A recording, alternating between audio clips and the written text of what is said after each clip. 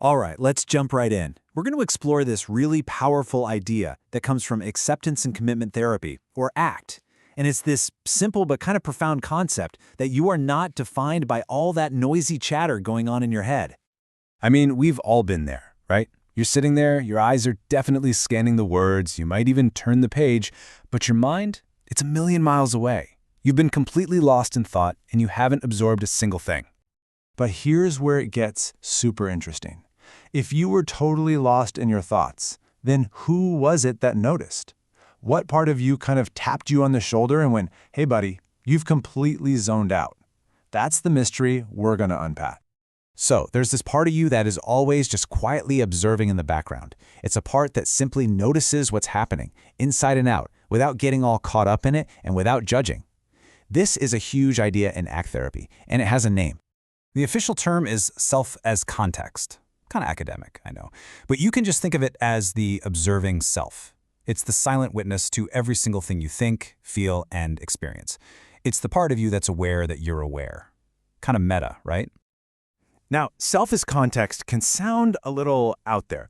So let's switch to a really beautiful metaphor that makes this idea click almost instantly. Just think about that for a second. This metaphor totally reframes our whole inner world. The storms of anxiety, the heat waves of anger, those sunny days of joy, the passing clouds of sadness, they're all just weather. They roll in, and then they roll out. In you, that core noticing part of you, you're the sky. You're the vast, stable, unchanging space where all this weather happens. A hurricane can't actually damage the sky. It just passes right through it. Okay, so this is a really cool concept, for sure. But what's the point? Why should we even bother trying to connect with this inner observer? What does it actually do for us? Well, it has some huge real-world benefits. Connecting with this perspective helps you get unstuck from those really sticky, unhelpful thoughts. The ones that just spiral you into worry.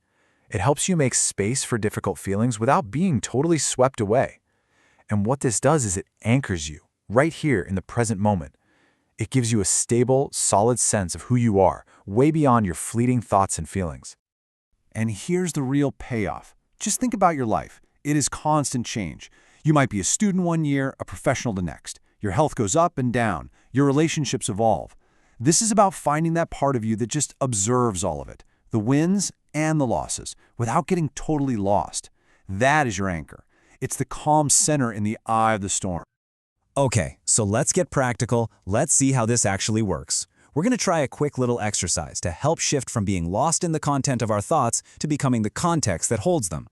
You can do this right now. Think of an I am statement. Maybe I am anxious. Now ask yourself, is that true 100% of the time? Even when you're sleeping? Of course not. Okay, so now just add this simple little phrase in front of it. I am having the thought that I am anxious. Feel that? That little bit of space it creates? That's the shift. In that space, you go from being the thought to observing the thought. You are the one who is aware of it. Now, for anyone who might be familiar with ACT therapy, a question might be popping into your head. Wait a minute, isn't this just cognitive diffusion? And that's a great question, because these two concepts are super close, but they're not exactly the same thing. So think of it like this. Diffusion is the action of stepping back from a thought. It's a specific technique you can use. The observing self, or self as context, is the place you step back to. It's the whole perspective you adopt. So diffusion is something you do. The observing self is something you are. Here it is in a nutshell. Diffusion is the active process of unhooking yourself. The observing self is the stable ground of awareness you land on once you're unhooked. It's a subtle distinction, yeah, but it's a really powerful one. Okay, so let's bring all this home and look at what is probably the most profound implication of this whole idea. I want you to just think back across your entire life. At 5 years old, there was a you in there, experiencing the world, noticing things. At 15, that same you was there, noticing all the high school drama. At 25, that you was there navigating adulthood. And right now, today, that same you is here, watching and noticing all of this. And this is the core takeaway. Your body has changed completely since you were a kid. Your personality, your beliefs, your stories about yourself, they have all shifted countless times. But that silent, aware part of you, the sky, has been the one constant throughout your entire existence. So I'll just leave you with this question to ponder. It's a really simple idea, but it's one that can fundamentally change your relationship with your own mind. If all your inner experiences are just passing weather, then who or what is the sky?